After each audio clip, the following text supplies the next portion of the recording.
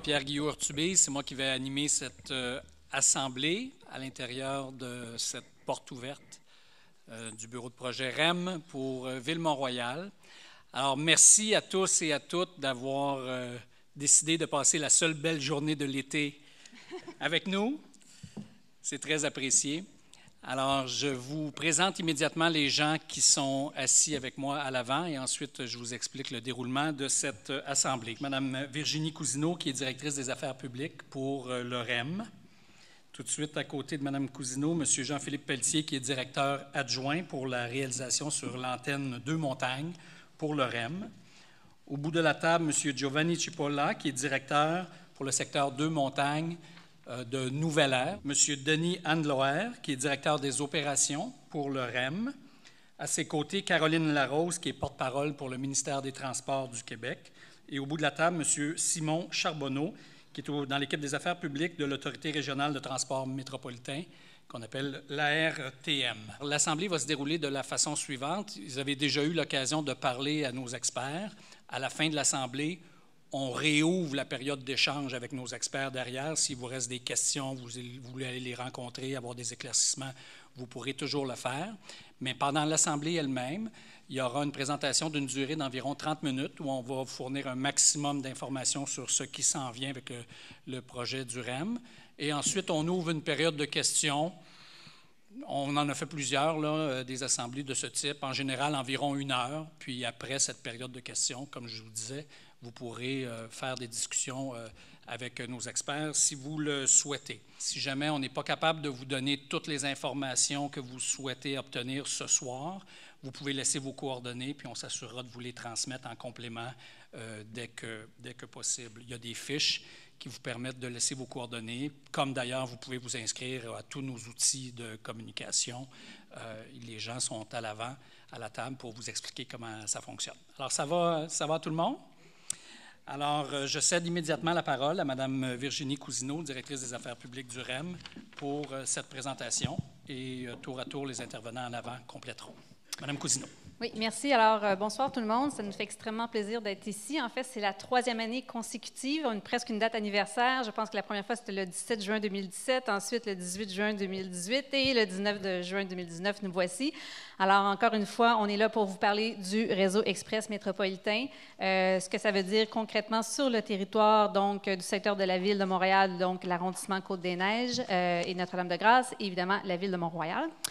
On va vous présenter ce soir donc les principaux travaux qui s'en viennent dans votre secteur. On va également vous parler des mesures d'atténuation lorsque le service de la ligne 2 Montagnes, qui sera complètement modernisé pour l'arrivée du réseau express métropolitain, devra être interrompu. Alors, on a toute une panoplie de services alternatifs qui seront déployés et on a donc des gens de la RTM qui vont venir vous présenter ces mesures-là. Donc, sans plus tarder, le réseau express métropolitain, on a eu l'occasion d'échanger avec plusieurs d'entre vous. Je crois que vous le connaissez bien. Donc, c'est ce nouveau réseau de métro de surface de 67 km qui va tapisser, en fait, le territoire de la grande région métropolitaine d'un nouveau réseau de métro. On va littéralement doubler la superficie du métro de Montréal, qui fait 71 km, en rajoutant 67 km de nouveaux corridors de métro. On va créer 26 nouvelles stations sur ce corridor-là, qui part évidemment de la rive sud jusqu'au centre-ville, va emprunter la ligne existante de Deux Montagnes qui sera entièrement modernisée, convertie en un mode de métro léger automatisé. Et on va également déployer 2 antennes dans l'ouest de l'île, une dans l'axe de l'autoroute 40 jusqu'à Sainte-Anne-de-Bellevue et une évidemment à l'aéroport, donc ce lien tant attendu depuis des décennies.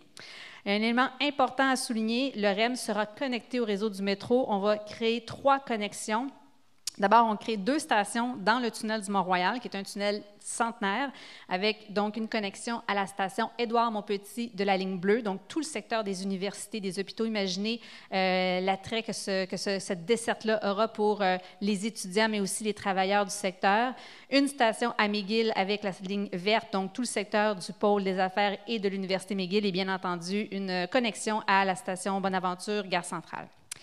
Sur le territoire donc, de Ville-Mont-Royal et de Canara, on a 2 stations. Ces stations-là, vous les connaissez bien. En fait, elles sont localisées à l'endroit actuel des trains d'Exo, donc Mont-Royal et Canara. Évidemment, on n'a pas du tout la même implantation au sol puisqu'on change complètement la technologie. Donc, plutôt que d'être sur des trains lourds, on est sur des petits trains de 4 voitures en période de pointe et 2 voitures en dehors des heures de pointe. Alors, ce qui fait qu'on a des petits bâtiments. En fait, nos stations, ce sont des édicules qui font 100 mètres de long. Donc, on est vraiment sur des petites insertions urbaines, localisées, comme je le mentionnais, donc aux endroits actuels des voitures, donc des trains, donc qui vont effectivement desservir les secteurs que vous connaissez. On a donc un changement complet de technologie avec le REM. On est sur un mode de métro et on a une plus haute fréquence de service que ce que vous connaissez. Alors, il faut vraiment changer la façon de voir le REM. On n'est plus sur un mode de train où on doit consulter l'horaire pour prendre le train. On est vraiment sur un mode de métro avec des fréquences de service plus rapides. Donc, vous les voyez à l'écran aux 2 minutes 30 et aux 5 minutes, évidemment, en dehors des heures de pointe. Un élément très important, c'est au niveau de la capacité. On va doubler, en fait, plus que doubler la capacité des trains avec ces fréquences-là. Alors, on va vraiment améliorer de manière significative le service. Quelques mots sur les trains d'Exo par rapport au REM. Vous avez à l'écran, en fait, la ligne supérieure, c'est en fait une rame de train d'Exo. Elle fait 300 mètres de long. Avec le REM, on a vraiment donc des petits gabarits ferroviaires, beaucoup plus légers, beaucoup plus silencieux, beaucoup plus courts. Alors, en fait, en heure de pointe, on est sur des gabarits de 4 voitures qui font 80 mètres de long. Et en dehors des heures de pointe, on est sur des gabarits de 2 voitures qui font 40 mètres de long. Donc, le passage d'une rame est beaucoup plus courte que ce que vous connaissez actuellement. En plus d'être plus légère, plus courte, nos voitures sont beaucoup plus silencieuses, de par le fait que c'est un mode de métro automatisé électrique. Donc, il y a plusieurs bruits que vous entendez présentement avec les trains d'Exo que vous n'entendrez plus. Alors, on peut penser aux sifflets d'entrée en gare des voitures, des rames de train. On peut penser aussi aux barrières lors des passages à niveau qui font du bruit. Au niveau des freins également, les freins que nous avons, ce sont des freins électriques. Donc, on peut penser à combien silencieuses sont les voitures électriques d'une voiture normale, en fait, avec l'accélération et la décélération par rapport à des voitures conventionnelles. Donc, on va encore là améliorer énormément l'ambiance sonore de par ce changement de technologie-là, parce que un exemple, en fait, c'est les trains d'Exo présentement ont des freins à patins, donc il y a un frottement qui se fait pour arrêter le train, alors que nous, on a vraiment des freins électriques, donc beaucoup plus silencieux. Également, on va complètement modifier l'infrastructure ferroviaire, donc on va souder les rails dans le secteur et on va même les coussiner pour avoir le maximum d'absorption. Donc, essentiellement, il y a un changement complet de technologie, beaucoup plus silencieux. On comprend que les voitures vont passer plus souvent, mais de par le fait qu'on est sur une autre technologie, l'impact sonore qui va être mesuré, bien entendu, ne sera pas aussi significatif que vous l'anticipez. Quelques mots maintenant sur les stations. Présentement, il n'y a pas de stationnement incitatif aux stations Mont-Royal et Canara. Il n'y en aura pas avec le REM non plus, donc on ne va pas changer ce mode-là. On va maintenir une offre de support à vélo, donc de 160 supports à vélo sur les 2 stations. Évidemment, des aires de dépose minutes comme elles existent également, et les arrêts seront des arrêts sur rue comme vous connaissez. Donc, en termes de configuration des stations, on va laisser en fait l'implantation autour des stations à ce que vous connaissez. Toutefois, il y a toute une refonte du réseau du métro, du réseau de la STM en fait, qui va être revue pour améliorer la fréquence des passages autobus qui vont se rabattre aux stations pour vous offrir donc plus de flexibilité. Également, on cherche à déployer des services comme Communauto, Car2Go, Bixi autour de nos stations pour encore là avoir des alternatives à l'utilisation d'une voiture personnelle pour accéder au REM. Donc, ce sont des différents moyens qu'on va développer pour assurer une facilité d'accès aux stations du REM. Alors, ce soir, on aurait aimé vous amener des rendus architecturaux spécifiques aux stations Canara et Mont-Royal. Sont toujours en cours de finalisation. Alors, on sera en mesure de vous communiquer ça plus tard cette année. Toutefois, ce que je peux vous dire, c'est qu'il y a des éléments communs à l'architecture de nos stations qu'on va retrouver sur nos 26 stations. Ces éléments communs-là, c'est d'abord l'utilisation des lignes dans le traitement extérieur de nos bâtiments. Donc, ces lignes-là, horizontales et verticales, sont appliquées sur le revêtement extérieur. C'est un choix que nos architectes ont fait pour pour représenter l'effet du mouvement. Donc, le mouvement vertical lorsqu'on fait un déplacement vertical dans la station avec les ascenseurs et les escaliers mécaniques, ou par exemple des lignes évidemment à l'horizontale lorsque on est sur le tablier du train. Tous nos édicules sont faits de verre pour un maximum d'éclairage naturel, le sentiment de sécurité aussi, parce que vous allez voir à l'extérieur et vous allez être vu en tout temps. On tient toutefois à vous rassurer, ce verre-là sera traité, givré, pour limiter la dispersion lumineuse à l'intérieur de la station, donc éviter la dispersion lumineuse à l'extérieur. Un élément aussi important, on utilise le bois dans tous nos plafonds pour, d'abord, c'est un matériau noble au Québec et évidemment, ça amène une touche d'identité et de chaleur également sur le traitement de nos stations. Toujours donc dans le traitement architectural, vous avez donc des éléments communs également au niveau de l'aménagement autour des stations. On cherche vraiment à créer des places d'entrée, des places publiques et d'avoir, dans le fond, des îlots de verdure avec ces places d'entrée-là. Donc, il y aura de la végétation, des arbres, des arbustes, des herbacées autour de ces accès-là. Au niveau de l'aménagement intérieur de nos stations, je le répète, ce sont des bâtiments fermés d'environ 100 mètres de long. Donc, vous allez attendre le train dans le confort, évidemment, d'un bâtiment fermé qui sera tempéré l'été et chauffé l'hiver. Et l'élément très important également, c'est que nos stations sont munies de portes-palières. Vous les voyez à l'écran, ici.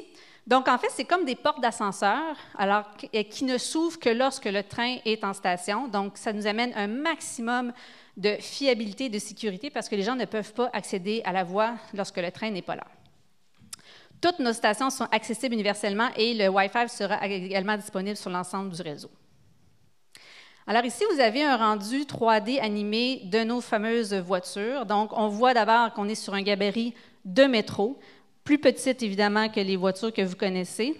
On voit ici les portes-palières qui s'ouvrent lorsque la rame de train rentre en gare.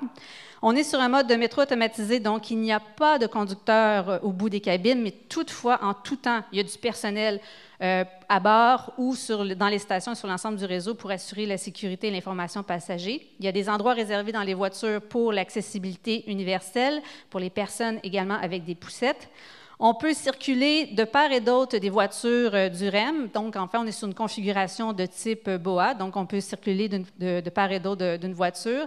Toutes les voitures, évidemment, sont munies de Wi-Fi, sont chauffées l'hiver, climatisées l'été, et on voit à quel point le fait de ne pas avoir de cabine de conducteur au bout nous permet d'avoir une vue panoramique extraordinaire sur l'ensemble du corridor et des 67 km qui seront traversés avec le REM. Quelques mots sur notre démarche de relation avec la communauté. Donc, j'ai mentionné dans l'entrée de jeu, ça fait déjà 3 années consécutives qu'on vient vous voir, mais en plus de ça, on a créé un comité de bon voisinage. Il y a déjà eu 4 rencontres du comité depuis notre dernière rencontre avec vous en juin 2018. Ces rencontres-là sont ouvertes au public et évidemment servent à vous présenter les travaux en cours dans votre secteur, les mesures d'atténuation et en fait d'établir un dialogue en continu avec vous. On a également, comme on vous l'avait souligné l'année dernière, créé un groupe de travail avec les riverains des stations pour discuter de l'intégration de stations dans votre secteur lorsque le REM sera en opération. Donc, on avait fait un appel à tous l'année dernière pour avoir des candidatures. Donc, on a eu plusieurs candidatures. Alors, il y a eu une première rencontre de création pour identifier la composition des membres. Et hier soir, il y a eu une première rencontre pour définir les modalités et surtout faire une visite de site pour bien mettre à niveau tous les participants sur le secteur en question. Évidemment, les échanges qui auront lieu au groupe de travail seront diffusés et il y aura évidemment des comptes rendus qui seront faits lors des comités de bon voisinage. Sur ça, je vais passer la parole à M. Pelletier qui va venir vous présenter la stratégie de réalisation des travaux. Donc, bonsoir. L'objectif de la prochaine section, c'est vraiment de vous parler de la grande stratégie de réalisation du projet du REM.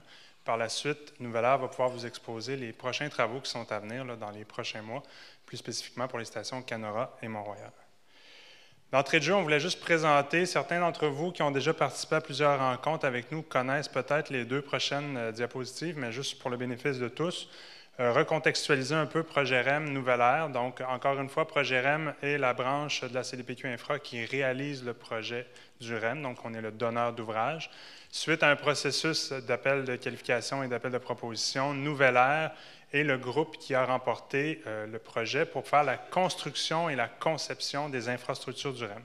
un autre consortium qui s'appelle Groupe EMM et le groupe qui ont remporté le contrat de fourniture du matériel roulant et d'exploitation du réseau pour les prochaines années. Donc, c'est vraiment avec les deux consortiums avec lesquels on travaille. Présentement, c'est sûr que Nouvelair est beaucoup plus présent puisqu'on est en étape de construction, mais par la suite, GPMM va venir aussi pour pouvoir faire l'exploitation du réseau. Bien entendu, le projet REM n'est pas un projet qui se fait seul. Il y a plusieurs groupes et on a aussi à la table aujourd'hui plusieurs d'autres membres de la grande communauté qui travaillent sur le projet du REM. Il y a la Ville de Montréal qui est bien entendu très impliquée, Ville-Mont-Royal aussi également. Et l'ensemble du processus de conception et les différentes décisions qui sont prises par rapport au REM passent au peigne dans plusieurs différents comités pour pouvoir avoir l'avis un peu de tout le monde puis s'assurer qu'on coordonne convenablement la réalisation des travaux. Donc, il y a tout l'impact avec Mobilité Montréal qui revoit l'ensemble des enjeux au niveau des grandes entraves. Il y a des travaux avec des comités plus spécifiques. Il y a aussi des travaux pour coordonner l'ensemble des travaux, des comités de gestion des impacts, etc., qui s'ajoutent aux autres comités, dont les comités de gestion citoyenne. Donc, c'est pour vous montrer que le projet n'est pas réalisé en vase clos, mais bien au contraire, on travaille avec l'ensemble de la communauté de façon étroite. Le projet du REM, à l'image des grands projets dans le Grand Montréal, comme le pont Champlain et Turcot, est un projet qui a choisi une stratégie qui nous permet non pas de fusionner, mais d'accélérer grandement le processus de réalisation. Donc, c'est une stratégie, au lieu d'aller en mode traditionnel, où on va faire 100% de la conception, ensuite aller en appel d'offres et octroyer un contrat à un entrepreneur avec des plans et devis complètement déjà complétés. On travaille plutôt à faire les phases d'ingénierie, d'approvisionnement et de construction à peu près en simultané. C'est ce que montre l'image qu'on voit ici. Donc, ce que ça permet de faire, grosso modo, c'est d'accélérer grandement le rythme de production des travaux et de livraison du projet. Ce que ça occasionne, c'est que la conception se réalise en même temps que la construction. Je vous donne un exemple très simple, puis qu'on a déjà mentionné ici. Par exemple, lorsqu'on veut construire une station, à partir du moment où on a défini l'achalandage, l'endroit, les volumes que ça nous prend, même si la conception architecturale n'est pas 100% complétée, on peut d'ores et déjà commencer à travailler à installer les fondations de la station. C'est d'ailleurs ce qui est en train de se faire à Canora et à Mont-Royal. Donc, les finis architecturaux des deux stations ne sont pas encore tout à fait finalisés, mais on sait où le building va être, puis on sait où les fondations doivent être et quelle dimension ces fondations doivent avoir. Donc, c'est pour ça que les travaux sont déjà commencés. Donc, encore une fois, l'idée de cette stratégie-là, c'est vraiment de comprimer l'échéancier du projet pour le réaliser rapidement et efficacement. On nous a des fois, souvent demandé pourquoi le projet du REM se déploie de la façon dont il le fait. D'abord par l'antenne Rive-Sud, ensuite par un tronçon de Deux-Montagnes et le reste du réseau par la suite. L'idée de cette diapositive-là est de vous expliquer un peu les grands jalons incontournables de la réalisation du projet.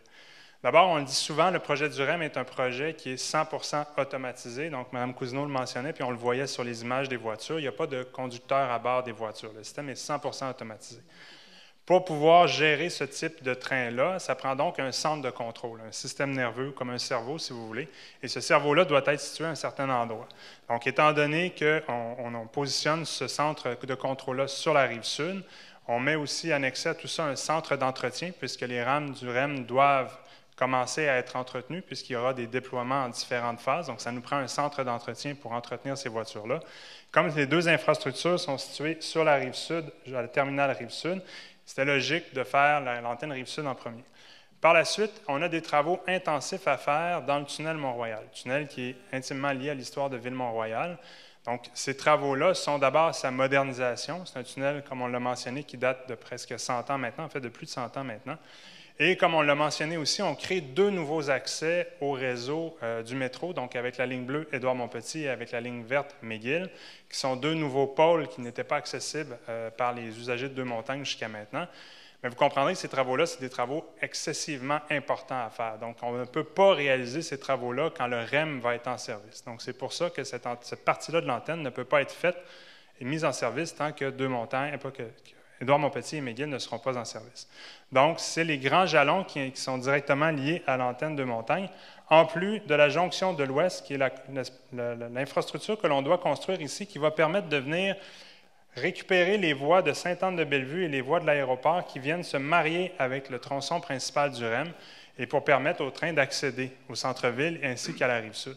Donc, cette infrastructure-là, c'est quand même une infrastructure imposante qui va permettre aux différents trains des différentes lignes de venir circuler sur la même ligne. Encore une fois, on ne peut pas construire ce type d'infrastructure-là en même temps qu'il y a du service sur Deux-Montagnes. Donc, c'est ce qui explique qu'on commence d'abord par la Rive-Sud, on fait un premier tronçon sur Deux-Montagnes et ensuite on déploie le reste du réseau. Au niveau de la séquence des travaux, je pense que les gens de Ville-Mont-Royal qui ont participé à plusieurs de nos comités commencent à connaître. Donc, on a déjà commencé depuis juin 2018 les travaux du côté de Canora, A40 et Mont-Royal. En janvier 2020, qui est la prochaine date du jalon importante pour vous dans le secteur, on fait une première interruption du service de la ligne Deux-Montagnes entre les gares du Ruisseau et la gare centrale. Ce que ça va permettre pour le projet, c'est à Nouvelle-Ère de donner 100% de l'emprise et d'accélérer et d'intensifier les travaux pour pouvoir permettre la livraison en 2022. Donc, en 2022, on a un premier tronçon du REM qui va être en opération à partir de Du-Ruisseau jusqu'en fait à la gare centrale et même plus vers Terminal Rive-Sud, puisque ce premier tronçon-là va être mis en service en 2021.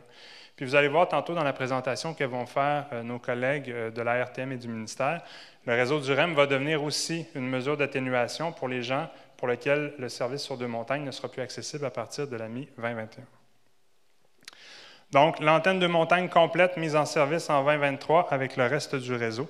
Et puis, je passe la parole à mon collègue de Nouvelle-Ère qui va vous expliquer plus précisément les travaux qui sont à venir dans les prochains mois. On va regarder les travaux qui s'en viennent dans les prochains mois et dans la prochaine année. Comme vous savez, on a déjà commencé les travaux du côté ouest aux deux stations, Canora et Mont-Royal. Donc, c'est les travaux qui vont se poursuivre pour le reste de l'année 2019.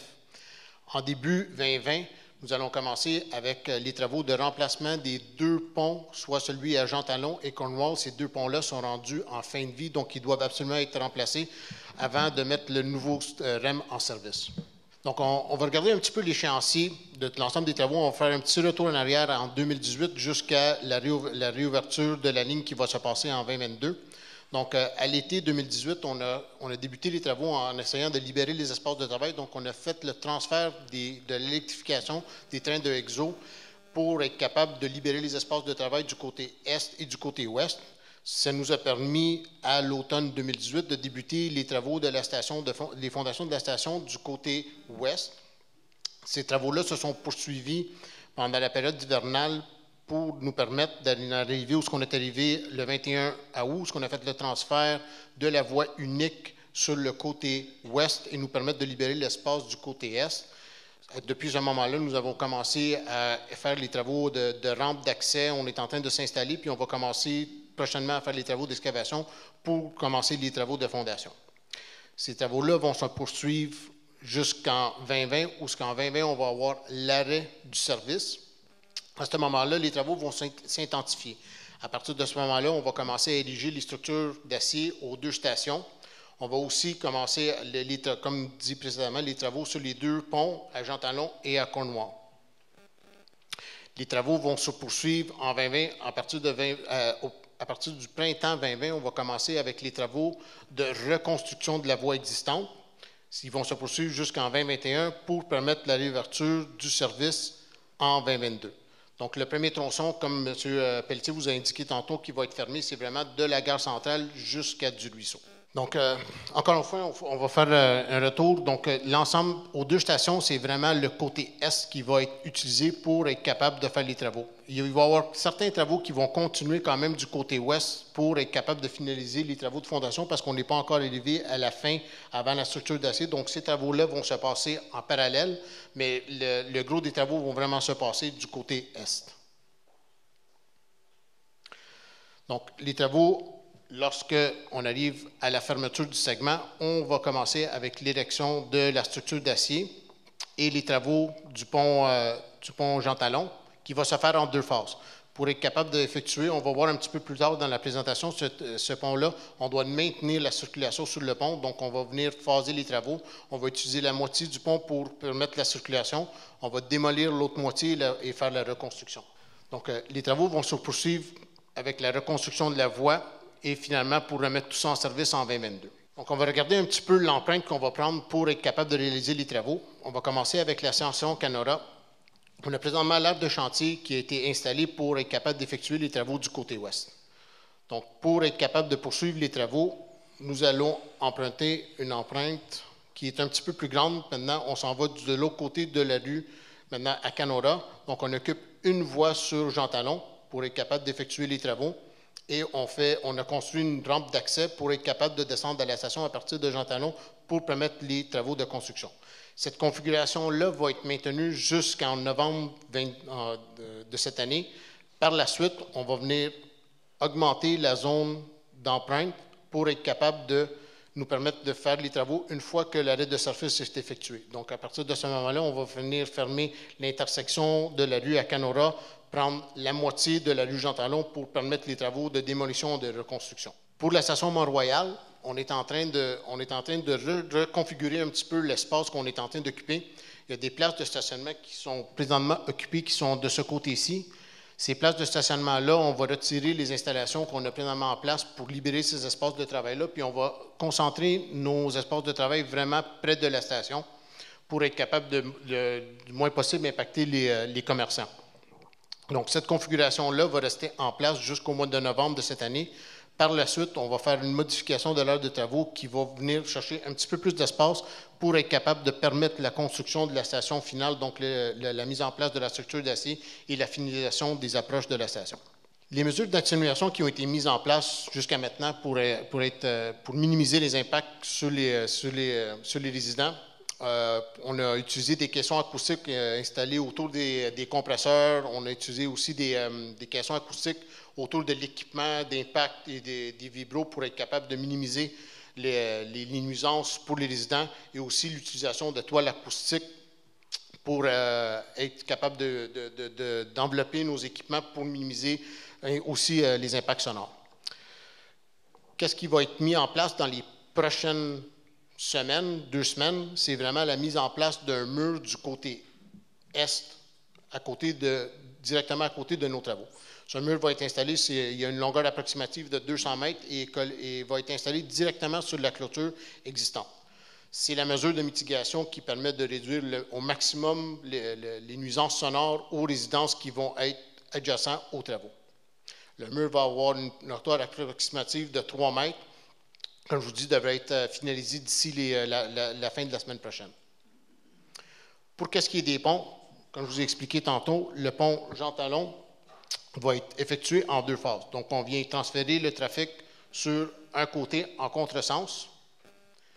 On vient scier le pont, démolir le pont, construire les fondations du pont, faire la mise en place des poutres d'acier, si la diapo me le permet. Une fois que les poutres sont installées, ensuite, on va procéder avec la construction du tablier puis la finalisation, la mise en place du pavage. Une fois que ces travaux-là sont faits, on répète les mêmes étapes, mais de l'autre côté. Donc, on va démolir, on va reconstruire les fondations, mise en place des poutres et ensuite la construction du tablier. Pour la construction du pont Cornwall, celui-là se fait vraiment en une étape parce qu'on ne peut pas mettre le pont en contresens. Donc, lui, à partir de janvier, on va venir le démolir. On va recommencer à le reconstruire au mois d'avril avec la construction des fondations pour être capable de le faire le plus rapidement possible. Ça devrait prendre à peu près une période de 6 à 8 mois pour reconstruire ce pont-là. Alors, la présentation de Mme Larose et puis de Simon. Et ensuite, on va ouvrir la période de questions publiques. Alors, Caroline. Merci, Pierre. Bonsoir tout le monde. Donc, moi, je vous présente la stratégie d'atténuation. La stratégie d'atténuation, ce sont les grands principes qui ont guidé les sociétés de transport qui travaillent à combler l'arrêt des services sur la ligne 2 Montagne.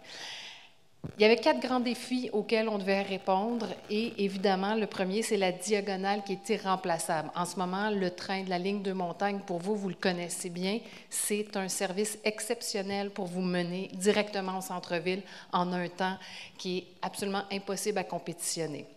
Donc, à partir du moment où on vient fermer le tunnel du Mont-Royal, le Mont-Royal devient un obstacle à contourner. C'est donc un défi auquel on réfléchissait quand on a pensé à la stratégie d'atténuation. Les 2 autres grands défis auxquels on fait face, évidemment, c'est la saturation de la ligne orange du côté de la branche Est. Donc, ce qui veut dire qu'on va concentrer l'énergie du côté de la branche ouest et évidemment la congestion routière récurrente sur le réseau. Ce sont donc les 4 grands défis qui ont mené la réflexion pour différents groupes de travail. Ces groupes de travail-là, entre autres, il y en a un qui était un peu piloté par le ministère des Transports, a réfléchi à où je peux implanter des voies réservées pour les autobus pour assurer un service continu pour l'ensemble des usagers. Il y a également eu un groupe de travail avec les usagers où on a pu entendre leurs préoccupations au sein de ce groupe-là. Il y a un bureau de pilotage également qui existe pour la Couronne Nord et Laval parce qu'on s'entend, leur impact est de beaucoup plus longue durée que dans votre secteur, puisqu'ils seront impactés jusqu'en 2023. Mais on travaille aussi beaucoup avec les municipalités et pour nous, c'était important parce que ce sont elles qui connaissent le mieux le tissu urbain, les meilleurs endroits pour créer des nouveaux liens de transport collectif, connaissent aussi qu'est-ce qui s'en vient comme chantier. Donc, on a vraiment travaillé autant avec les gens de la Ville de Mont-Royal que les arrondissements, la Ville de Montréal et les différentes villes des couronnes touchées. Et il y a également aussi tout le volet des acteurs en transport collectif. Et moi, je pense que je veux vraiment souligner la belle collaboration qu'il y a au sein des sociétés de transport. Donc, oui, il y a le ministère des Transports, mais il y a la RTM, il y a EXO, il y a la STM, la STL et le RTL. Vous savez, ce qu'on s'en vient faire avec la stratégie d'atténuation, donc on crée un nouveau réseau. On vient créer une nouvelle société de transport le temps de la construction du REM et c'est un défi auquel ces sociétés-là n'avaient jamais eu à relever. Donc, il y a vraiment un beau travail de collaboration qu'il faut le souligner. Le réseau transitoire, donc le temps des travaux, se base sur 4 grands piliers. Le premier, les navettes ferroviaires. On fait rouler le train de Deux-Montagnes le plus longtemps possible et le plus loin possible. Dans votre cas, ça se traduit par un arrêt du train en 2020 à la station Bois-Franc. Donc, dès 2020, janvier prochain, vous n'aurez plus accès au train. Cependant, l'un des piliers, c'est la bonification du service existant et l'ajout de navettes. Et vous allez voir dans la diapo prochaine comment ça se traduit pour votre secteur. Il y a aussi l'implantation de toutes les mesures préférentielles pour bus. Quand on dit mesures préférentielles pour bus, je vous fais juste un petit tour d'éducation. Ce n'est pas seulement des voies réservées. Ça peut être aussi l'ajout, par exemple, de feux prioritaires pour un autobus. Ça peut aussi être des feux intelligents. Donc, un autobus qui arrive à une intersection, et là, le feu comprend qu'il y a un autobus, donc l'autobus peut poursuivre. C'est aussi, par exemple, dans le cas du ministère des Transports, la possibilité de développer des voies réservées sur les accotements des autoroutes. Donc, on ne vient pas enlever de voies de circulation aux automobilistes, on vient ajouter de transports collectifs sur accotement. Donc, c'est un cocktail de mesures quand on parle de mesures préférentielles pour bus. Et évidemment, l'épine dorsale de ce réseau transitoire-là, c'est le métro de Montréal, 3 lignes qui sont appelées à répondre à la demande, qu'on pense à la ligne orange, branche ouest, donc côté Côte-Vertu, la ligne verte et aussi, dans votre cas, la ligne bleue. Donc, comment ça se traduit pour vous dans votre secteur à partir de, je le répète encore une fois, janvier 2020? Bien, vous avez la chance quand même d'avoir à proximité 2 stations de métro vers lesquelles on va tisser des liens privilégiés, que ce soit vers Acadie ou vers la station de Namur, dont certains possiblement en voie réservée, c'est encore à l'étude. Et il y a aussi la bonification des services existants dans votre secteur. Et en 2022, vous allez pouvoir avoir accès au REM. Donc, c'est vraiment sur une période de 2 ans où on va vous bonifier vos services. Je sais la question qui vous brûle les lèvres, quand est-ce qu'on va savoir le détail de la bonification? Ça s'en vient. En ce moment, en février dernier, on a annoncé les grands principes que je viens de vous énumérer. Et dès septembre prochain, on vient vous annoncer avec tous les partenaires le détail de ces mesures-là. Et quand on parle des détails, on parle autant des mesures tarifaires qui vont pouvoir vous être offertes. On parle également donc des parcours, des trajets, des horaires, des fréquences. Donc, toutes les questions que vous avez à la rentrée en septembre prochain. On va tenir une conférence de presse avec l'ensemble des partenaires, mais aussi on va aller vous accompagner. On va vous accompagner sur le terrain, on va être là dans vos gares, on va être là à proximité, il va y avoir des gens pour vous répondre. Mobilité Montréal va également créer un site web où vous aurez toute l'information en lien avec les mesures d'atténuation. Voilà, ça fait le tour pour moi. Merci. Merci, Caroline. Alors, merci à tous et à toutes de votre attention. Alors, on ouvre maintenant la période de questions. Je vous rappelle les règles. Il y a 2 micros. On va les monter là, parce qu'ils sont un peu bas. Vous venez, vous vous nommez. On vous demande de vous limiter à un court préambule et 2 questions. Question de rouler, mais si vous avez plus que 2 questions, vous réinstallez à la file et puis on en prendra autant que vous en aurez. Alors, merci. Monsieur, en vous nommant, s'il vous plaît. Merci. Bonsoir, Frédéric Yael-Leduc. J'habite dans le secteur. J'avais une suggestion que j'avais envoyée à EXO puis au bureau du REM. Je voulais la réitérer ici, mais il y a une voie ferrée qui passe le long de Jean Talon, qui est la ligne de train Saint-Jérôme. Et je me demandais s'il y avait une considération où c'était impossible techniquement, mais de construire une station sur cette ligne-là qui nous permettrait d'accéder au centre-ville. Je pense que le trajet est plus long, par contre. On parle d'environ 25 minutes, mais ça nous permettrait d'avoir un accès direct au centre-ville. Merci. Merci, M. Yael-Leduc. Alors, Simon, sur cette question, est-ce que c'est possible de construire une station? Effectivement, les partenaires se sont penchés sur cette option-là. Malheureusement, la voie qui passe là, ce n'est pas une voie qui est propriété des sociétés de transport ou propriété d'un équipement métropolitain. Il doit être partagé avec le CP, entre autres. Donc, il y a des courtes fenêtres de temps où on peut insérer des wagons donc de passagers. Malheureusement, en ajoutant une station là, les séquences font en sorte que c'est pas possible de développer là. Et en même temps, il faut considérer aussi l'attrait pour l'utilisateur. Comme vous l'avez dit, les temps de transport ne sont pas compétitifs également par rapport à ça. Donc, c'est une solution. On s'est penché aussi voir qu'est-ce qui pouvait être fait. Et je tiens à dire aussi que même s'il y a un premier état de situation qui est fait, pour toutes les mesures qui sont mises en place, comme celles qui ont été écartées, on fait un suivi. Donc, au fur et à mesure, pendant les 2 ans, là, de janvier 2020 jusqu'à 2022, les sociétés, la RTM, le ministère des Transports, tout le monde va faire le suivi de ces mesures-là, puis continuer à voir qu'est-ce qu'on peut aménager, est-ce qu'on peut ajouter pendant cette période-là. Merci, Simon. Monsieur, en vous nommant, s'il vous plaît. Oui, yes, hello. Mark McDonald, je veux juste vous féliciter pour un très beau projet, la présentation excellente, puis je suis très fier d'avoir une maison qui va être à proximité de cette station-là. C'est un super beau projet, puis je suis content de faire partie de ça pour mes enfants. J'ai un enfant de 16 ans et 18 ans, puis ça va être une grosse partie pour eux pour avoir accès aux universités, puis lâchez pas. Merci beaucoup. Merci beaucoup. Merci. Monsieur, en vous nommant, s'il vous plaît. Catalin Zimbrestano, Dunkirk. 2176 Dunkirk, pour être plus précis.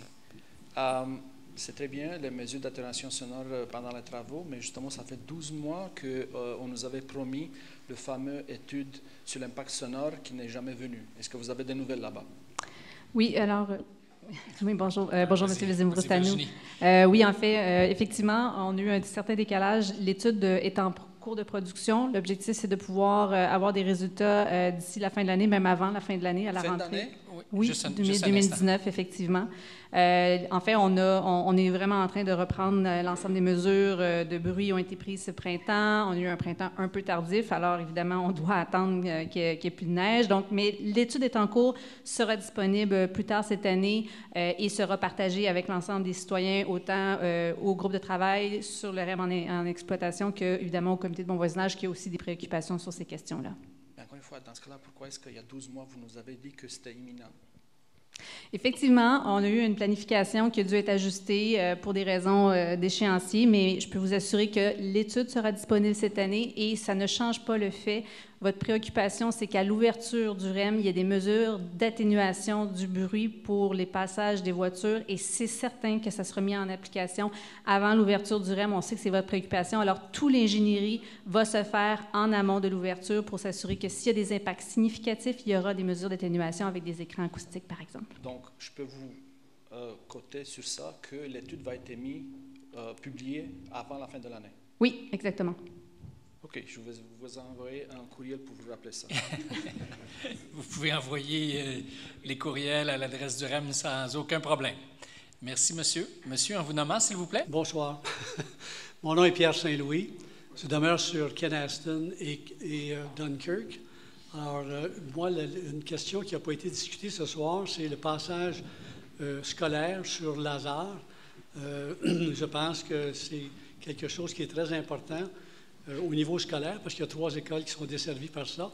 Deuxièmement, il y a aussi les personnes qui ont des problèmes de mobilité, que ce soit des personnes en fauteuil roulant ou avec des déambulateurs, et les gens qui sont les cyclistes. Et si on a 520 trains qui passent là, c'est sûr qu'on ne peut pas passer de niveau. Alors, comment ça va être fait? Qu'est-ce qui va être fait? Et c'est la question que je vous pose. Oui, alors merci pour votre question. Il est prévu d'étager, en fait, le passage à niveau devra être supprimé parce qu'on aura effectivement une haute fréquence de trains. Alors, évidemment, on ne peut pas interrompre continuellement le train, donc on doit revoir les passages à niveau, et ça s'applique sur l'ensemble de la ligne de Deux-Montagnes. Ce qui est prévu, c'est de faire un étagement donc, du passage, donc de créer une passerelle qui va permettre d'accéder de part et d'autre de la voie. L'objectif, c'est que cette passerelle-là soit accessible universellement. On a bien entendu d'ailleurs qu'au comité de bon voisinage, il y a des préoccupations par rapport à l'insertion urbaine, l'intégration urbaine de ce passage-là qui est surélevé. Alors, je peux vous assurer qu'il y a des discussions en cours avec la ville de Mont-Royal, qui justement vise à adresser ces préoccupations-là que vous avez manifestées. Alors, on est toujours en discussion avec la ville pour avoir la meilleure intégration possible. Madame, en vous nommant, s'il vous plaît. Oui, Elisabeth Sénéchal. Moi, je demeure sur Canora. Je veux savoir pourquoi on a toujours rejeté l'idée d'enfouir les rails de Jean Talon jusqu'au centre de Ville-Mont-Royal, là où il y a principalement des résidences. Parce que les stations vont être énormes, mais on était habitué de voir de la verdure. Là, ce qu'on va voir, c'est un mur qui va bloquer la vue. Fait que pourquoi qu'on a complètement rejeté cette idée-là, puis qu'on nous dit on vous comprend, mais les stations vont être pratiquement dans notre terrain. Fait que je veux savoir c'est quoi l'idée. Merci, Mme Sénéchal. Alors, l'enfouissement des rails. Oui, en fait. Donc, la question du recouvrement des voies ferrées, en fait, est une question qui a été d'ailleurs évoquée par les précédentes administrations et qui est indépendante du projet du REM. C'est un projet d'aménagement urbain. Nous, ça ne fait pas partie du projet de référence. On a toutefois plusieurs travaux qui sont en cours pour assurer une intégration harmonieuse du REM dans votre secteur. On doit aussi comprendre que le secteur de Canora et de Ville-Mont-Royal est très différent. Il n'est pas uniforme. On a évidemment un segment à la sortie du tunnel Mont-Royal jusqu'à Canora qui est en tranchée. Ensuite, on a un autre segment qui est configuré différemment entre les 2 ponts, donc Cornwall et Graham. Et ensuite, au nord de la station Mont-Royal, on a encore là une autre configuration de la voie ferroviaire où on est presque à niveau. Donc, il y a différentes topographies, en fait, dans le secteur. Ce qu'on peut vous dire et qu'on s'engage, c'est qu'on va bien mener les études d'évaluation sonore. On doit le faire en fonction du fait qu'on a, comme je le mentionnais, on va changer les rails, on va les souder, on va les coussiner, on va tenir compte dans la modélisation sonore, donc de la topographie qui est complètement différente le long de la voie et de nos voitures qui sont modernes et silencieuses et beaucoup plus petites et plus légères. Donc, tout ça va être pris en considération. Et pour revenir à la question de la hauteur de nos stations, on est quand même sur des petites insertions urbaines et la hauteur d'environ 2 étages ne s'applique que sur une portion de la station qui fait 100 mètres. Donc, on est peut-être à peu près sur 2 étages sur environ 50 mètres. Le reste, évidemment, les quais sont au sol et on peut vous assurer qu'on reste 100% dans notre emprise ferroviaire. Donc, l'emprise, il n'y aura pas de dépassement du bâtiment sur les propriétés privées. Ça, on peut également vous assurer de cela. Merci, Mme Cousineau. Alors, je vais aller de ce côté-là. Monsieur, en vous nommant, OK. À moins que vous vouliez céder la parole à votre confrère. Oui, absolument, on se connaît. Gilbert Catuan. Je suis résident sur Canora. 2 questions. Ça concerne la station Canora. Premièrement, on remarque dans les plans que la station Canora, entre le pont Jean Talon et l'édifice de la gare, il y a un espace assez important. À quelle heure est-ce que vous avez, pour le volet sécurité, est-ce que vous avez évalué, est-ce que ce secteur-là va être fermé après les heures d'opération, pour éviter disons, que des jeunes ou d'autres personnes se retrouvent là et font des dégâts, là, comme on l'a vu même à certaines reprises dans la gare actuelle. Deuxième question, ça concerne la Ville de Montréal. Vous avez dit qu'il n'y aurait pas de changement sur l'environnement immédiat, sur tout le volet du réseau d'autobus. Quelle est la garantie qu'il n'y aura vraiment pas de changement? Parce que nous, on craint qu'effectivement le parc Dunkirk soit affecté, où il va y avoir des zones où les autobus doivent arrêter, déposer les passagers. Il va y avoir plus d'affluence, naturellement. Donc, quelle est la garantie que ça va être tel quel comme on le vit présentement?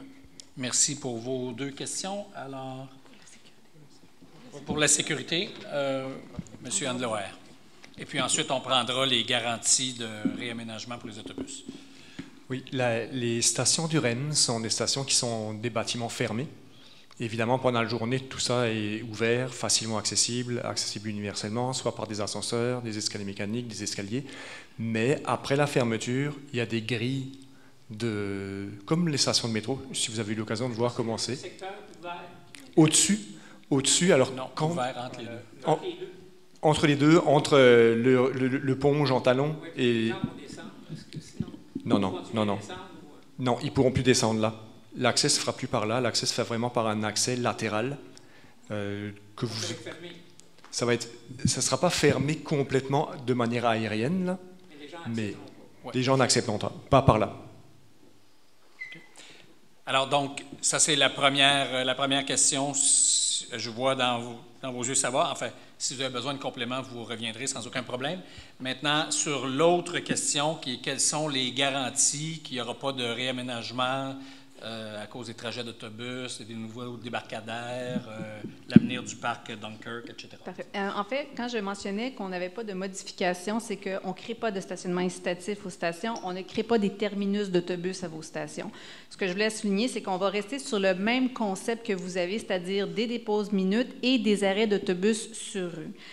Comme je le soulignais, la Société de transport de Montréal est en train de revoir l'ensemble de son réseau pour avoir plus de fréquences d'autobus qui vont se rabattre aux stations du REM. C'est la même logique que présentement sur le réseau du métro de la STM.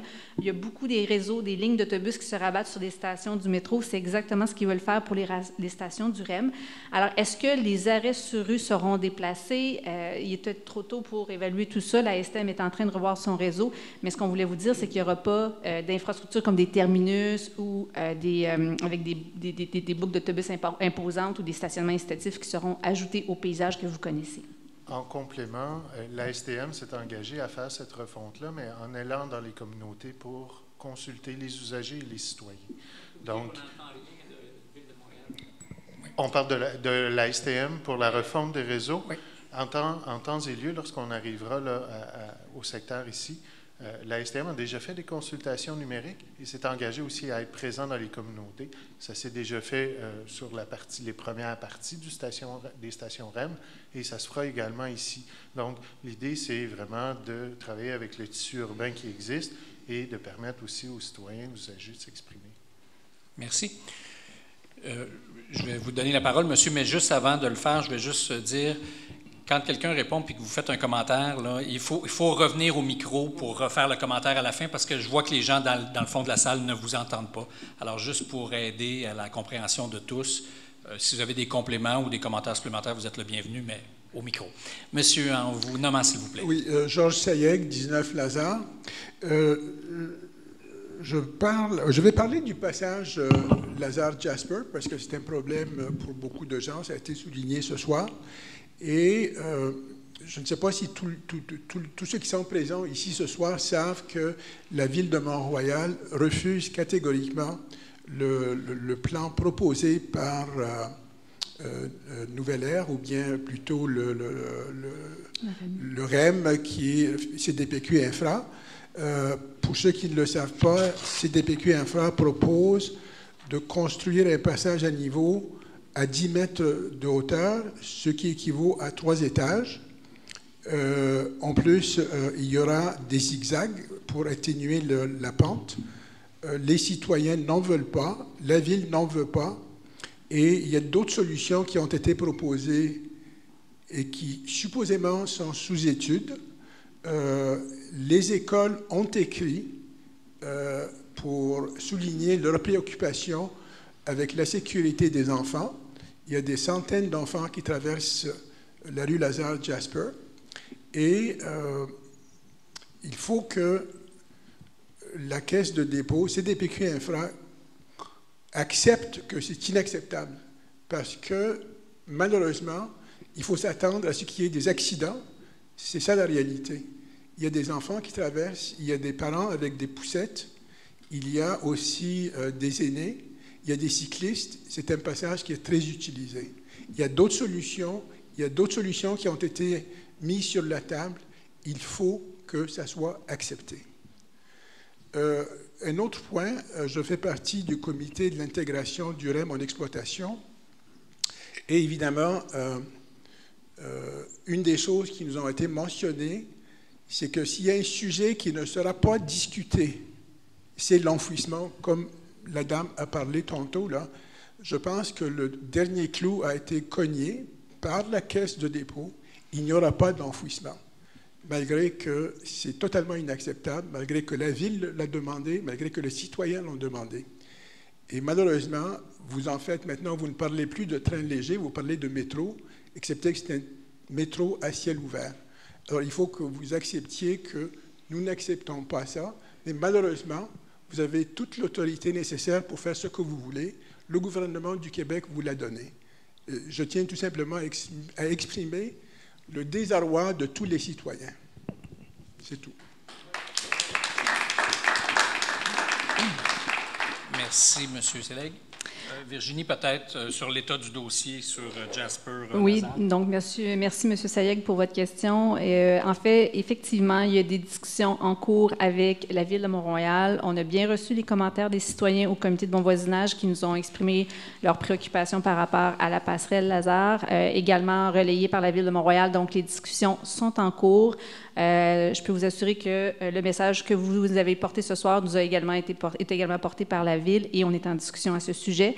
Sur la question de l'encadrement, le REM a une loi, la loi sur le réseau express métropolitain, qui édicte très clairement les modalités de fonctionnement pendant la phase de réalisation des travaux. Alors, tout ça a été étudié à l'Assemblée nationale, donc il n'y a rien qui n'est pas déjà connu et public. Et tout de même, on travaille très étroitement avec la Ville de Mont-Royal, avec la Ville de Montréal. On a un cadre de collaboration avec eux et il y a différents comités qui sont en place pour assurer une intégration. D'ailleurs, c'est justement une preuve de ça, c'est la passerelle Lazare qui fait l'objet de discussion dans le cadre de ces forums d'échange-là. Merci. Est-ce que j'ai déjà... Oui, madame, en vous nommant, s'il vous plaît. Nicole Moquin. Moi, je voulais simplement vous reconnaître. Je trouve que vous nous manifestez de la considération d'être venus en si grand nombre. Et tout le visuel que vous avez, tous les cartons, puis il y a beaucoup de personnes qui étaient là, qui s'avançaient pour nous demander nos questions. Les gens étaient très ouverts. Je sais qu'on est des personnes très exigeantes, ça, c'est vrai. Et puis, je trouve que vous nous portez attention. Enfin, moi, je trouve ça. Et je trouve aussi, j'ai remarqué concernant le bruit, quand on va dire, écoutez, on a des bâches spéciales qu'on met sur les outils, ou enfin ce que vous utilisez pour atténuer le bruit là, lors de la construction. Moi, je trouve que c'est de tenir compte des personnes, où on travaille. Enfin, voilà. C'était ça que je voulais vous dire. Mme Moquin. Merci beaucoup. Merci beaucoup. Madame, en vous nommant, s'il vous plaît. Isabelle Pernat sur Kirkfield. Vous parlez d'un délai, vous avez nommé l'arrêt en janvier 2020. Longtemps, on a entendu l'arrêt, le train va être arrêté pendant 2 ans, vous l'avez répété tantôt, puis après on parle de l'ouverture en 2022. Mais entre janvier 2022 puis décembre 2022, ça fait peut-être 3 ans. Est-ce qu'il y a un engagement ferme? Ailleurs, on entend que les travaux sont en bonne route. On rouvre-tu en janvier 2022 ou quand? OK. Alors, bonne question. Sur l'échéancier d'ouverture 2022, est-ce qu'on peut être plus précis? Oui, en fait, on est vraiment aligné sur un objectif. Donc, c'est début 2022 pour l'ouverture du REM de Du-Ruisseau jusqu'à Gare Centrale, sachant qu'à la fin de 2021, on aura déjà le REM en opération de la Rive-Sud jusqu'à Gare Centrale. Début 2022. Correct. C'est pour ça qu'on est là, pour pouvoir poser les questions, obtenir les précisions. Merci, madame. Monsieur, en vous nommant, s'il vous plaît. Alain Duduroy, résident du Mérite Crescent, au Croissant Mérite. Une petite clarification sur l'avancement des travaux de construction. Si j'ai bien compris de l'échéancier, à l'heure actuelle, vous allez libérer les espaces de stationnement qui sont occupés par des wagons d'ingénierie, j'imagine. Mais j'ai noté sur le plan que dans le prolongement des travaux, il va y avoir des rainures, donc vous allez reprendre de l'espace de stationnement sur le boulevard Graham, j'imagine. Ou je me trompe? Non, ben alors ce qu'on va faire, c'est qu'on va remettre les diapositives ça, oui, c'est parce que j'ai l'écran. mal... Bon, c'est une clarification, pas plus que ça. On va remettre les diapos à l'écran, puis je vais demander à M. Chipola de vous répondre. Vous avez parlé de la reconstruction de 2 ponts. Si je ne me trompe pas, il y en a 3 ponts. Celui de Graham. Il y a le pont Cornwall, il y a le pont de Jean Talon, et il y a le pont Graham. Celui-là n'est pas reconstruit. Non, celui-là, on touche à... Il est solide. Tel quel, oui. OK, il est en bon état. Hein? Oui. Parfait. Dernier point. Voilà, c'est ça. Donc, ce sont vos travaux. Voyez-vous, toutes ces... Je ne sais pas, dès novembre, si vous pouvez réexpliquer ces 2 diapositives, j'aurai probablement la réponse à ma question, ma clarification. Avec grand plaisir. Alors, comme j'ai expliqué tantôt, il va y avoir 2 configurations. Là, présentement, qu'est-ce qui est en place n'est pas exactement comme ce qui est sur la diapo. Présentement, on est en train d'occuper les places de stationnement qui sont ici. On est en train d'avoir des discussions avec la Ville pour retirer les installations qui sont ici afin de libérer les espaces de stationnement pour un petit peu aider les commerçants de la région. En faisant ça, nous sommes en train de regarder, de repositionner les installations sur le pont en fermant une voie sur le pont, tout en maintenant la circulation. Puis cette configuration-là va être maintenue jusqu'en novembre de cette année. Après novembre de cette année, là, puisque nous devons faire la reconstruction du pont, nous venons fermer le pont au complet et nous extensionnons les zones de travail de chaque côté du pont pour être capable d'avoir les espaces requis pour la reconstruction et la finalisation de la station. Durant cette période-là, le pont Graham, lui, il va avoir une reconfiguration des voies qui va être effectuée. Il va avoir 2 voies qui vont aller vers l'est et une voie vers l'ouest pour la période de construction, pour la période de reconstruction du pont. Et dans cette phase-là, vous n'allez pas extensionner les travaux vers Graham ou quoi que ce soit. Il ne va pas y avoir d'impact direct ou indirect sur le stationnement. Non, on reste vraiment où il y a les zones HED. OK, d'accord, c'est bien compris. Merci. Je voudrais revenir un dernier point sur la couverture au-dessus des rails. Je comprends bien d'un point de vue légal que ça ne fait pas partie du projet du LRM. Bien. Mais néanmoins, ce projet de l'EM pose un problème majeur d'urbanisme et de convivialité, je dirais, pour l'ensemble des citoyens. Alors, je réalise que ce n'est pas peut-être la responsabilité de la Caisse de dépôt, mais il n'en demeure pas moins que c'est un problème réel et que la couverture de cet espace-là donnerait une meilleure valeur à cet espace urbain que ça va l'être avec cette fossée avec une très grande fréquence de train. Alors, il ne faudrait pas fermer ce dossier, d'ouvrir, le garder ouvert. Merci. Madame, en vous nommant, s'il vous plaît. Bonjour. Hi. Thank you very much. This helps. We have to keep having these meetings because you swim in it every day. And we're coming fresh with new questions. So I appreciate you being patient and thorough and probably going to get repetitive questions. So an observation, a request, and then my primary question. Could you please put the last slide back up that has the dates on it? Can you attend? I was just asking you to give your name, please. Oh, I'm sorry. I thought I did. Cecilia McDonald, Kenora, and Thornton. Okay, go ahead with your question. You want to have the slide where we have the schedule. First. So yeah, the schedule first. Okay. Second thing, I know you can't do anything, but just reporting to you, I don't know if there's a connection between all the electrical work and the multiple electrical outages we experienced this week. Maybe you could look into that. We had 2 power outages. 3? We had 3 power outages, one of which was in the middle of a dinner party, which was a little complicated.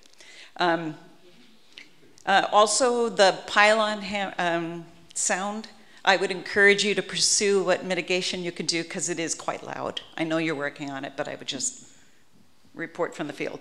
I'm very concerned about the bridges, and I know that you're attending it. And I'm wondering, is there a plan to redirect traffic altogether rather than trying to handle the traffic on Kenora once it arrives, if there was a way to redirect it before it arrives? So on Kenora coming up, it comes off of 40. If there was a way to redirect it before it got bottlenecked at the bridge and all those places, because then as you get to the top, you have one-way streets. And obviously there's limited crossing, but I would really ask that you look into that. Our only other alternative is Rockland, which at the best of times is a problem anyways. If you're going towards 40 on Rockland and then crossing over, that always bottlenecks. And while I appreciate that you're going to close one bridge at a time while you're doing the construction and you are limited, I will tell you at the best of times, those bridges barely work getting to the current volume we have with the town across. So I'm wondering whether there's going to be extra either traffic flow or external involvement to work with how that's going to go. Okay. And last question. When the trains stop and you're going to put on more buses, I'm wondering if you're going to be using the existing bus structure or creating a dedicated line. And perhaps you said that, my apologies. Our current buses are full with students and commuters and they're already packed. So to put the excess from the trains is not feasible. Thank you. Thank you, Mrs. McDonald. Before answering your questions, I'm going to make a short translation. I hope I'll do it right. Alors, Mme McDonald a demandé d'abord de mettre l'échéancier à l'écran. Elle voulait aussi savoir si les pannes de courant qui ont eu lieu cette semaine, 2 ou 3, avaient un lien quelconque avec les travaux du REM. Elle nous encourage à poursuivre la mitigation des bruits sur certains équipements qui sont en ce moment utilisés et qui sont bruyants. Elle sait qu'il y a de la mitigation, mais elle nous encourage à continuer à le faire. Elle avait des questions sur les constructions de ponts. Elle se demande s'il n'y a pas un plan qu'on devrait mettre en route pour rediriger le trafic, notamment en évoquant les rues Rockland, Canora, l'accès à la 40, etc. Et elle se demande aussi si, pendant l'arrêt de la ligne 2 Montagnes, ce sera les mêmes lignes d'autobus qui desserviront la population ou s'il y aura de nouvelles lignes existantes, de nouvelles fréquences. On a déjà évoqué ça tout à l'heure, mais on va le refaire. Mrs. McDonald, do you want us to answer your questions in English? Would you rather have that? If so, I'll make sure. We both do it in English and then translate. Is that what you prefer? Yes? Okay, we will do that. We will do that. Alors, sur les pannes de courant, est-ce que ça a un lien avec les travaux du REM? Not far as we know, but we take a note and we'll see. But as far as we know, we didn't have an impact on the outage, and we didn't even know there was an outage. So, but we will check out with Hydro-Québec. But as far as we think, it's not related to our works. OK. Donc, il n'y a pas d'impact à notre connaissance de lien entre les travaux du REM et les pannes de courant. Le plan de transfert du trafic Canora, Rockland, towards 40. So about traffic management plan, how it works is we work with the cities, so Ville-Mont-Royal and also City of Montreal, because the Canora station is in between. So we work with them to establish a better plan considering the work that we have to do. So they are involved and they also dictate where we're going to redirect the traffic. So because this is the competent authority on the territory. So Nouvelle works to prepare a plan, propose it to the city. There's few iterations, and when everyone is happy and conclude that's the best option that we have, Nouvelle puts this different signalization in place, and the plan is now operating. So you don't have a plan yet? No, the plan is in preparation and is in the end of the city right now. So we are in the process to make some iteration and question and answers, and it will be finalized in the next days and weeks. Donc, en français, très simplement, ce plan-là, tu peux le répéter? Oui, c'est ça, exactement. Comment ça fonctionne, en fait, c'est qu'avec la Ville, on doit déposer des plans de gestion de la circulation à partir du moment où on a identifié les travaux. Donc, à chaque fois qu'on a une entrave à faire sur le domaine public, la Ville délivre des permis d'occupation du domaine public et nous, on dépose des plans de gestion de circulation qui sont entendus avec la Ville, qui est l'autorité compétente sur le territoire et qui connaît aussi l'ensemble des autres travaux qu'il y a dans le secteur, les autres contraintes qu'il peut y avoir sur son territoire. Donc, Nouvelle-Ère propose un plan. Il y a des itérations qui sont faites et une fois que le plan est entendu, le plan est déployé et mis en place.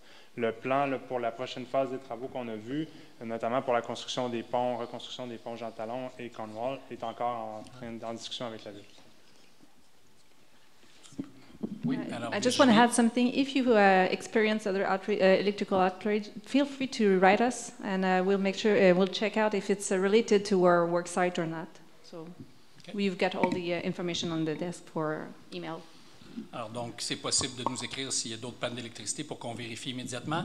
I might add, Mrs. McDonald, these plans on traffic rerouting are usually presented at the Good Neighborhood Committee once they're accepted by the city. Alors, ces plans-là dont M.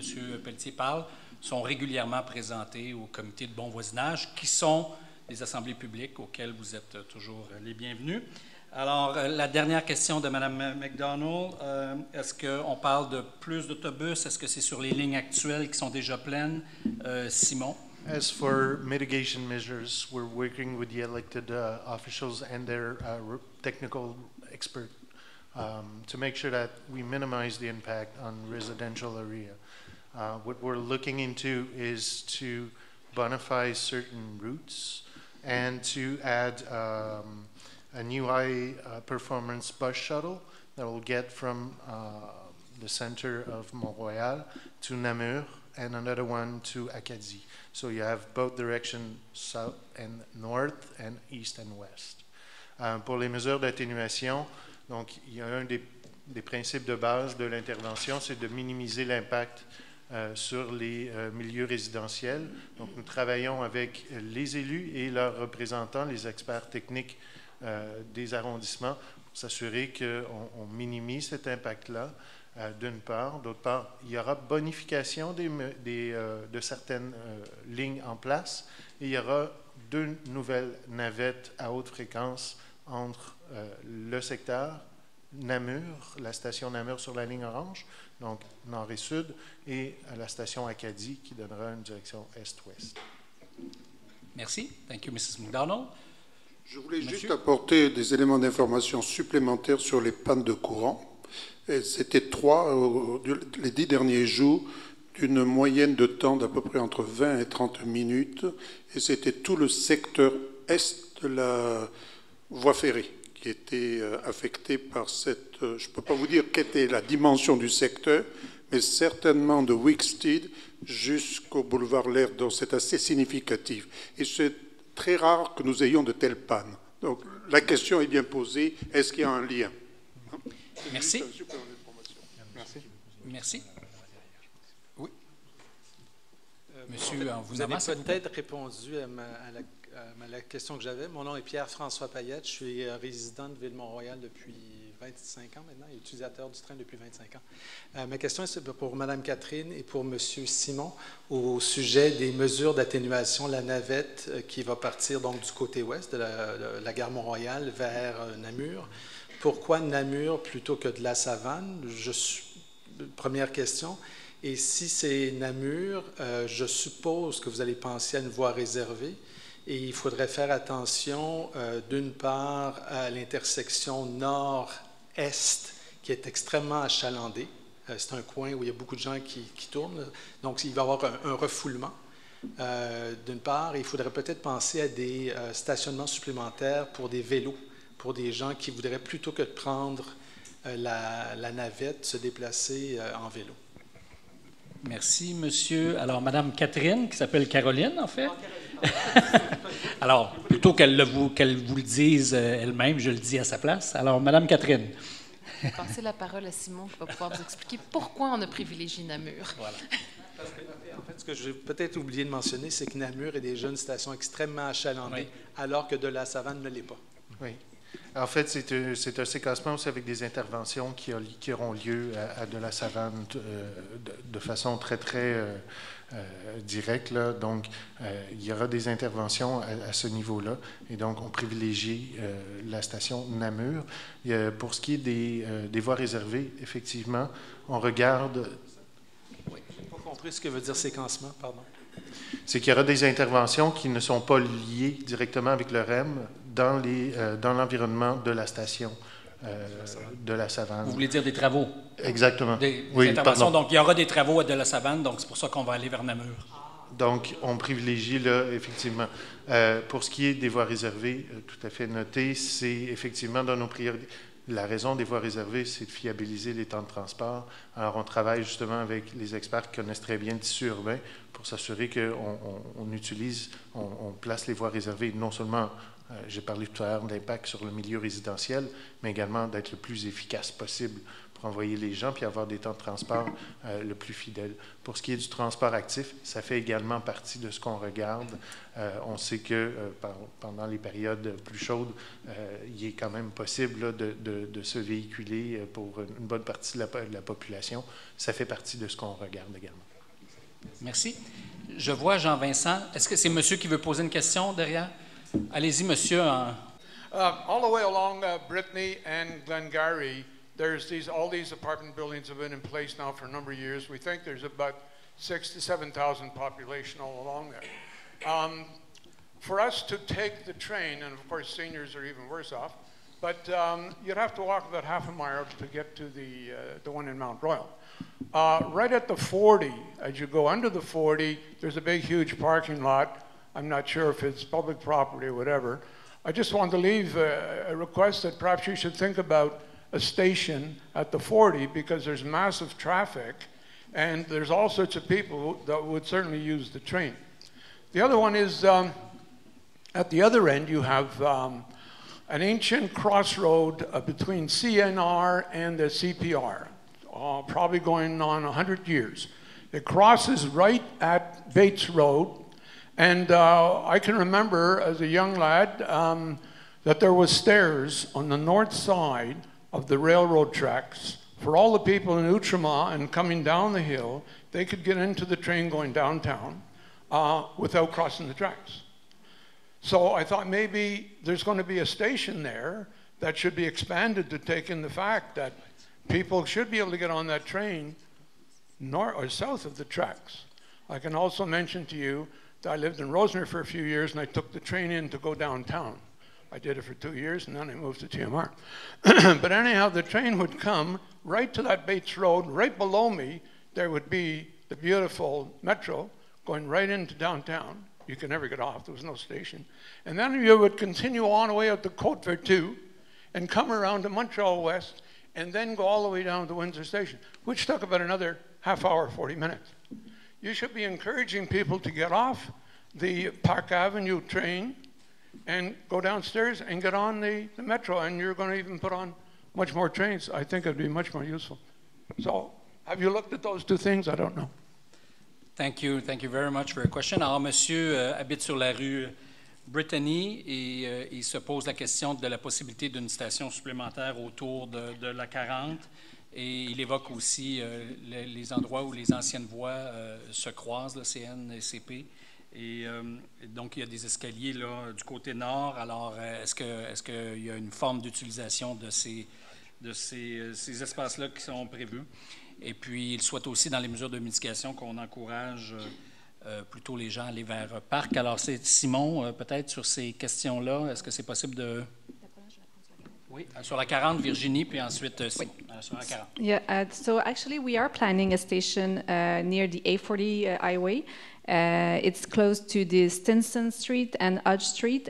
This station is going to be an intermodal station because the Mascouche Exoline will end its service at this intermodal station. So it's quite close to the A40. Actually, it's the Côte d'Elias Street and the Stinson Street. So we are already planning. Yeah, I'm sure you're happy with that. Alors, en français, s'il te plaît. Oui, en fait, on a effectivement une station qui va être prévue à l'angle de l'autoroute 40 Côte-de-Liesse, donc juste à l'endroit où vous proposez. C'est une station intermodale qui permet la connexion de la ligne Mascouche, qui ne pourra plus rentrer dans le tunnel Mont-Royal, mais va pouvoir faire donc cet arrêt-là à la station A40 et les gens vont pouvoir simplement changer le train pour entrer dans le REM. Alors, elle est littéralement située là où monsieur proposait, donc à l'angle de la 40 et Côte-de-Liesse. Simon? As for mitigation measures, the use of Park and the buses that are from Park to get downtown are looked upon for sure. Alors, pour ce qui est de l'utilisation de l'avenue Parc, là, avec la correspondance avec le train, ça fait partie de ce qui est à l'étude. Pour tous les détails là, des annonces, c'est vraiment en septembre qu'on va être capable d'attacher ça. Par contre, la STM a déjà fait des annonces par rapport à son mouvement orange que vous avez vu là, récemment. Donc, c'est en lien avec ça. There was an announcement made by the STM recently that they were looking upon the movement orange, and those mitigation measures are linked to those announcements that were made by the STM. So it's looked upon. On a personal note, sir, you reminded me of very fond memories because my grandfather used to live in one of these apartment blocks on Brittany, where I spent a lot of time as a child. So thank you for bringing back those memories. Est-ce que j'ai d'autres questions? Alors, je disais simplement que mon grand-père habitait juste à côté de monsieur, alors ça me rappelle des très bons souvenirs. Est-ce qu'il y a d'autres questions avant qu'on poursuive les portes ouvertes et où vous pourrez échanger avec nos gens qui sont derrière? Sinon, il me reste à vous remercier tous et toutes de votre présence ce soir en cette belle soirée d'été. Vous rappeler que vous pouvez laisser vos coordonnées. Vous pouvez aussi vous inscrire à nos alertes SMS, à nos infolettres. Vous pouvez aussi surveiller la tenue des comités de bon voisinage. Ils se tiennent toujours en public, en général ici même. Et donc, vous êtes les bienvenus. Mes derniers mots sont pour remercier